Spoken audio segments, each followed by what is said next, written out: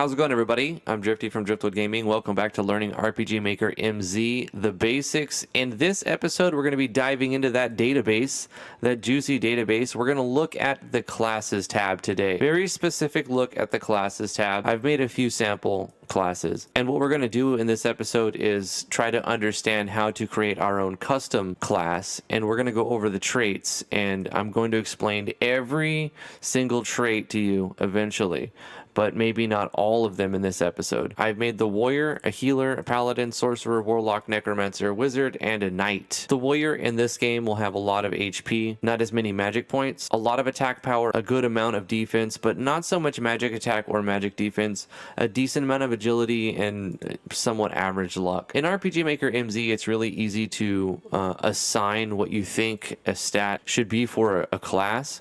Obviously, you don't want to just go through all of your classes and set them all to maximum A. What's going to happen is you'll have no balance and every class will feel like the same thing. So you have to add some sort of weakness to compensate for the strength of each class. If we got a lot of HP from this class, then we're probably going to have not so much MP. A lot of attack. Maybe we'll have less defense, but you can stack two in one area like attack and defense if you want to customize them further and make their magic attack and magic defense really weak like I've done here. The warrior, very physical, not very magical. Keep in mind these stats will really only play a big difference depending on the type of damage formulas that you're creating. So we're going to go into skills at a later date and talk about damage formulas, but you can have skills that are based on specific formulas. Another thing to look at is the experience curve. By default, it is 30, 20, 30, 30, and this goes by base value, extra value, acceleration A, and acceleration B. And you can see a graphical representation of the curve by the highlighted area on the bottom here. You have 4 slider bars that you can use to manipulate the curve. Obviously, maxing out all 4 of these bars would signify that it would take an incredibly long time to reach level 99. Your characters may still level up extremely fast. It's all dependent on the rewards that you give when defeating enemies. If it takes a lot of experience to level, well, you can just give a lot of experience when vanquishing enemies. The stats on the characters will be completely relative to the stats on the enemies. And the only way to truly balance your game is to play test it over and over and try to get a feel for where your numbers are at. If you have beta testers, it really helps to try to help you balance. So let's take a look at the next section, Learnable Skills. If you double click here, you can select what level you have to be to learn a skill. You can create your skills on the Skills tab, and once you've created them, you can award them to the player at a specific level. So you can say at level 1 the warrior will get dual attack. Now I don't want to actually do that, but that's how you would do that. You create some custom skills. I'm assuming that some plugins will take advantage of this note tag box in the future, but for now let's just put a test note in here to see what happens. You can see you have a note here. Moving on to the traits tab, the meat of this tutorial. You're always going to want to add a few things to new classes if you create them from scratch, and that is target rate, hit rate, evasion rate, critical rate, because without setting them, they may be set to 0. From default, every class will have a target rate times 100%. Explaining what target rate is,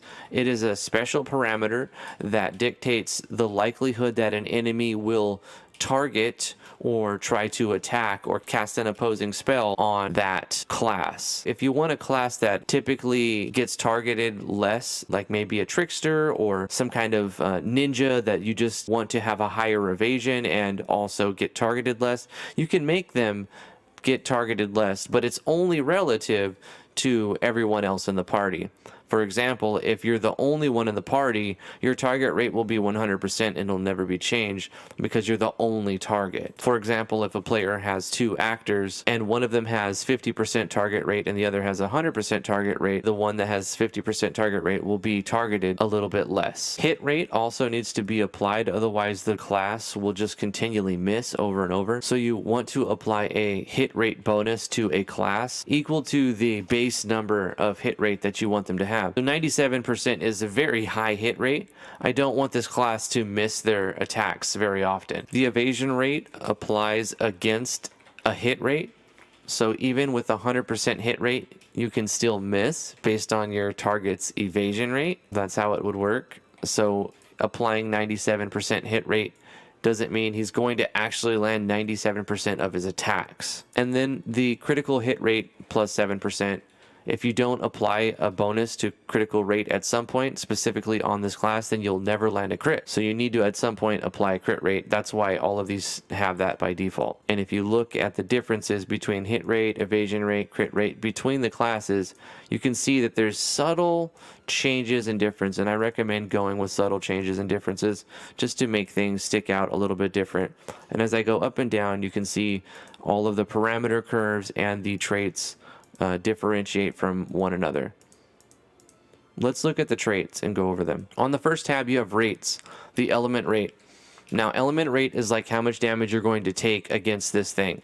So if this class has fire rate times 50%, what it means is the warrior class will take 50% less damage from fire. Now, what's going to happen with element rate of fire times 25% means the warrior will take 75% less fire damage than before. So if they get hit with a spell that's supposed to do 100 fire damage, the warrior will instead only take 25 damage. If you wanted to apply a weakness to a class, for example, a fire weakness, you would just add a number above 100%.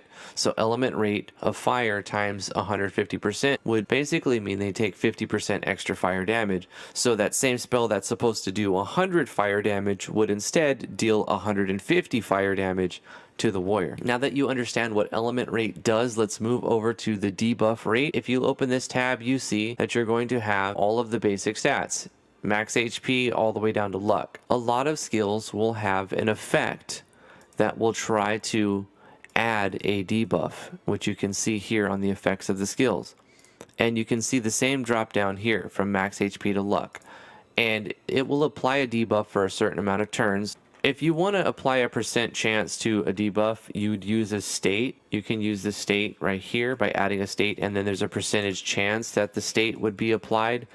For debuff, it doesn't have it, but you can see that under the effects of skills that you have add debuff. It's a guaranteed thing. Some skills will guaranteed add a debuff, but that's only guaranteed based on the percentage chance of the class itself or of any debuff rate change based on weapon, armor, skill, or anything. You can apply resistances or weaknesses to debuff rate. If you wanted to apply a resistance to debuff rate, you would just multiply the number by something under than 100. They have a 50% chance to just resist it completely. And this is a good thing to have as a warrior, so I think we'll keep that debuff rate bonus. Moving on to state rate, this is the same thing. It is a resistance against a particular state. So say we give this warrior a resistance to poison. We would have to make sure that this is a number below 100% because 100 is normal. If we wanted to give them a weakness to anything that's poison, so if something has a 50% chance to poisoning us, it will almost certainly poison us if we did this times 200. But we want to apply a buff here. We're going to also say that 50% of the time, something that should have poisoned us will not poison us. We've applied another state rate, a poison resistance to this warrior class. Let's look at some more states. The next thing being state resist. State resist is a very particular thing. It says cannot be inflicted by this. So if we put state resist blind, it's just like a switch statement kind of that says cannot be blinded.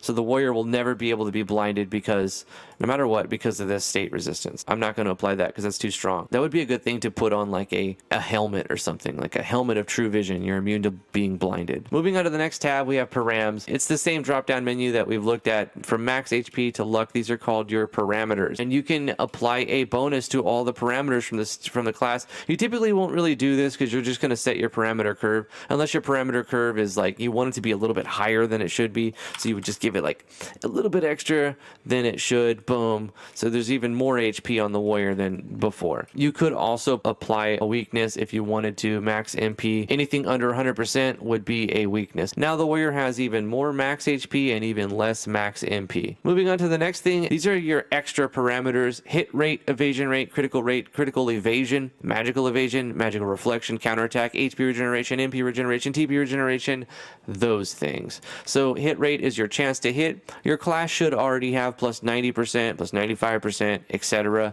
for hit rate. but you can add this to other weapons and stuff. Evasion rate, you should probably apply like a 5% evasion rate, something like that. Critical rate, you should apply like a 5% critical rate, maybe to 10% if it's like a thief or rogue type class that has extra critical.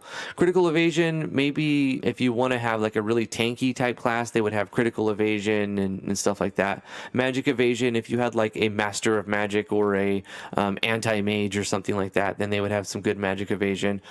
Magic reflection, this will reverse the spells back to them. This can play against you actually, so be careful with magic reflection, because you can cast heal on your character and you can reflect it back, and sometimes it'll go on the enemy, so be careful with magic reflection. Counterattack, this is a really good skill for like monks or like any type of physical brawler, two-handed weapon users. This will cause an additional attack to occur when a player is physically attacked. So if you get attacked with a physical attack, there's a chance that the counterattack will apply to get an extra swing in there. It's a really cool and powerful one.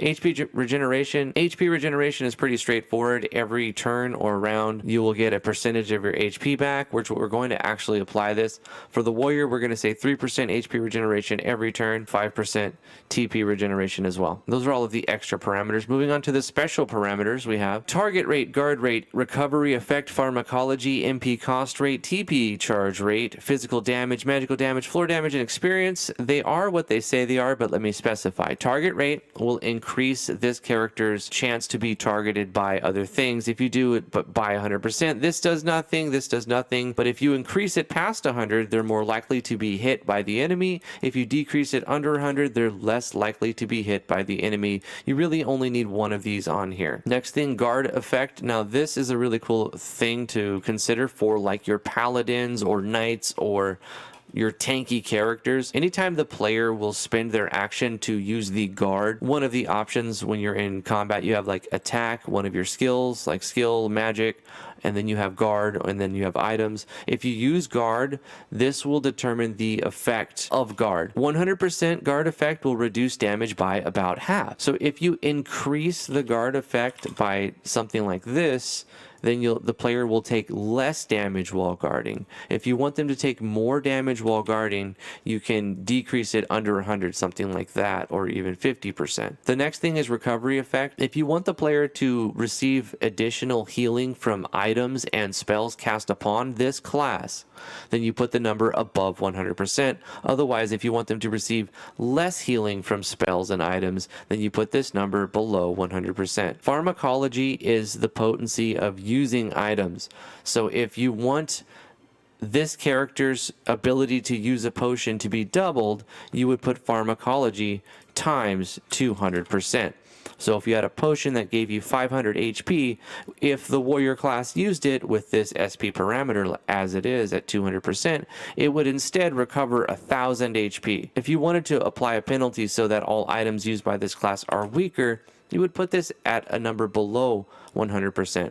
So at this point, with pharmacology times 50%, a potion that would normally recover 500 HP would only recover 250 HP. MP cost rate is the cost of all of your spells and skills that consume MP. So if you have a skill that costs 10 MP with a times 50% MP cost rate, well, that's a buff in this case, counterintuitive to the rest of them. If you wanted to apply an MP cost rate buff, you would put it below 100%. The debuff would be above 100%. TP charge rate, you want this to be as high as possible. If you put this at 200%, you would get double the TP that you normally would from things that would charge your TP. Physical damage. So very important to understand about this special parameter. Physical damage, if you put this in here, this does not mean that this character will deal double damage. Instead, this means that all physical damage dealt to this class will be instead doubled. If you wanted to apply a physical damage reduction, thereby adding a buff to the warrior class, you would put a number under 100%. If we put the special parameter of physical damage times 95%, what this is going to do is take the damage that's incoming. If it's listed as physical damage, it will be reduced by 5% and then issued to that class. If we wanted to apply a debuff, it would be above 100%. We'll actually reduce physical damage by 5%. It makes sense for a warrior to have that sort of brawling state, even though it's not a state. It just makes sense for a warrior. The next thing is magical damage. It's the same thing. In fact, let's apply a debuff. The warrior will take 5% extra damage from anything that's considered magical. Floor damage is stuff like traps on the ground or lava tiles. You can specify that this be set to 0%, and then no floor damage is done to any class like this. If you have like a geomancer, or if you have a rogue that's got like a light step skill, so you can do floor damage times 0% and take no damage. Or if you have like a juggernaut in heavy armor, they take double damage from every trap because they get hit by every part of it.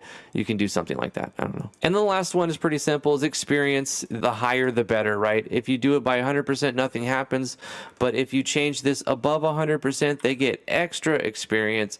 If you change the special parameter experience below 100%, then they get 10% less experience when rewarded, or awarded experience. So for this tab, it makes more sense to look at this when we're looking at weapons or armors or equipment, because it really applies additional types of elements. Like say if you use the flaming sword, you can add the fire element, and I can give you better examples at a later date. Moving on to the skills tab. Now it does make sense to add the skill types to your classes here, because then you can specify which classes can use what types of skills. If they are able to use a skill, but they're unable to use the type of that skill, then it won't appear on their menu in battle. You can add and seal skill types here. What the seal means is stops the player from using it. This next one will add a particular skill. So say that double attack is considered a special that the character has the skill type to use. Then once we've added the skill, they will always be able to use that. This is typically added on other things as well, because you can add learnable skills down here, but you can also turn off specific skills.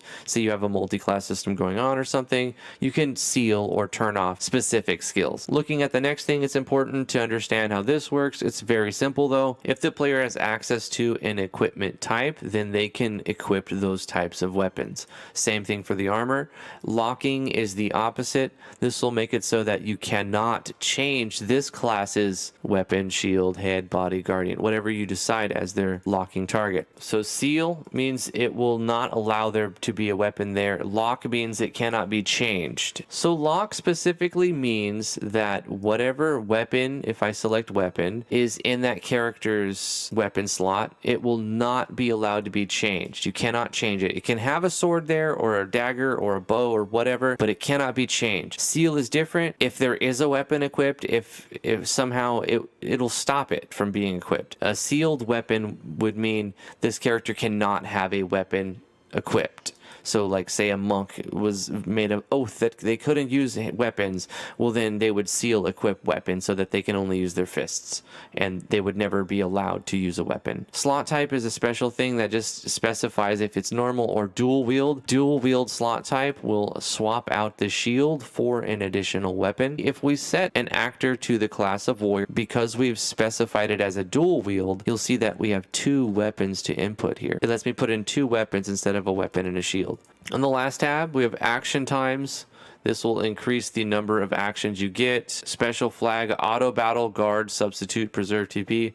Auto battle will make this character uncontrollable. They will just do their own thing.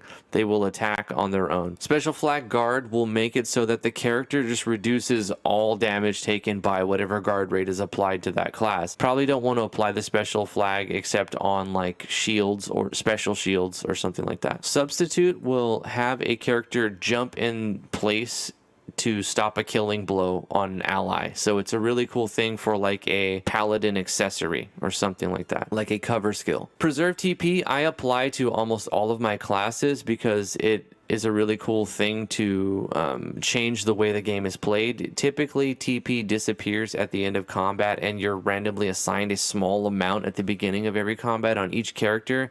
And I find that just frustrating because you spend a few rounds using a basic attack trying to build up enough TP, and the battle ends before you get to use your TP skills. So each battle consists of you grinding to get enough TP to use a skill. So I think just preserving TP makes more sense. So one battle will be you grinding TP, the next battle will be you unleashing TP and smashing through that fight super fast, and then the next one is you grinding some TP, and then the following fight smashing through it. So I recommend doing preserve TP in all your classes just as a general thing, but you know, it's up to your specific play style. Then we have the collapse effect. This is something you're going to put on the enemies, not really on your characters. The only impact this will have is the way that the enemy dies. It'll look different depending on if you have no disappear, instant, boss, or normal. So there's 4 types of enemy destruction animation. Pretty cool. Check it out and experiment with that on your enemies. And then finally, we have party ability, where we're going to encounter half, encounter none, cancel the surprise attacks, raise preemptive strike, double the amount of gold we receive, and double the amount of items that are dropped. These are all kind of self-explanatory. Encounter half is just set in stone. The steps that you have to take in order to encounter a random battle double. You get into half as many battles. Encounter none is like the Moogle charm in Final Fantasy VI. You're going to get into no battles. You walk around, you don't get into any battles. Random encounters are disabled if you have this on any weapon, item, etc. Skill, state. Cancel surprise attack. It will stop enemies from getting the jump on you. Raise preemptive strike will increase the chance that you get the jump on your enemy, meaning you go first in combat. Doubling your gold will turn a flag that will make it so that if you gain 100 gold, instead you gain 200 gold, and it grows based on how much you get. Double item drop. If you have a 1% chance to get this rare drop, well, now it'll be 2% chance. If you have a 50% chance, guess what? That's a guaranteed drop now. That's what double item drop will do. And that's all the traits. I understand that was a little long, but thank you for tuning in, and hopefully you learned something new. Some of these can be confusing, so I hope that it was helpful in some way. If you did enjoy this tutorial, give it a thumbs up, like, favorite, share, subscribe to the channel. Big shout out to DEGICA for sponsoring this video. Come hang out on the Discord. We'll see you guys in the next one. Bye-bye.